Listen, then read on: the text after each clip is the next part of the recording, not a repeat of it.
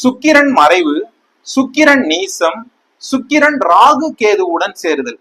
இந்த 3 காரணத்தினாலதான் முக்கியமா ஒருத்தவங்களுக்கு திருமண தடை ஏற்படுது. இதுக்கான ஒரு தீர்வு பெட்டகம், தீர்வு இதிகாசம் சுக்கிர கடாட்சம் நிரம்பிய ஆண்டாள் அருளிய திருப்பாவை தான். ஆண்டாள் திருவிளையாடலே திருமண தடை நீங்கிறதுக்காக பெருமாள் நடத்தியதுதான். திருப்பாவையில மொத்தம் 30 பாட்டு இருக்கும். இதை நீங்க 2 மாசம் படிச்சுட்டு வந்தா நிச்சயமா திருமண தடை எவ்வளவு இருந்தாலும் அது நீங்கி திருமணம் நடைபெறும். இதை நீங்க விளக்கேத்தி தான் படிக்கணும், பூஜை அறையில தான் படிக்கணும் அப்படின்லாம் ஒரு கட்டாயம் கிடையாது. காலை மாலை எங்க வேணாலும் உட்கார்ந்து படிக்கலாம். மொபைலை பார்த்து படிக்காதீங்க, பிடிஎஃப் இல்லைன்னா புக்கை பார்த்து படிங்க.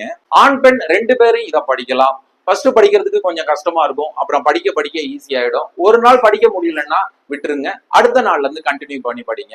இதை கல்யாணம் ஆனவங்களும் குடும்பத்துல பிரச்சனை இருந்தாலும் படிக்கலாம். சுக்கிர கடாட்சம் நிரம்பிய எங்க குருநாதர் எனக்கு இந்த திருப்பாவையை கொடுத்தாரு, நான் உங்களுக்கு தர்றேன். உங்களுக்கு இந்த திருப்பாவை பிடிஎஃப் வேணும் அப்படின்னா வாட்ஸ்அப்ல எனக்கு திருப்பாவை பிடிஎஃப்னு அனுப்புங்க, நான் உங்களுக்கு அனுப்பிச்சு வைக்கிறேன். அந்த திருப்பாவை 30 பாட்டு படிக்கிறதுக்கு முன்னாடி முன்னுரை இருக்கும், அதை படிங்க. ஏன் இந்த திருப்பாவையை நம்ம படிக்கிறோம், இது படிச்சா என்ன நடக்கும் அப்படிங்கிற விளக்கம் அதுல இருக்கும். 2 மாசம் இந்த திருப்பாவைய வெறியா படிங்க, வெற்றியா திருமணம் நடக்கும்.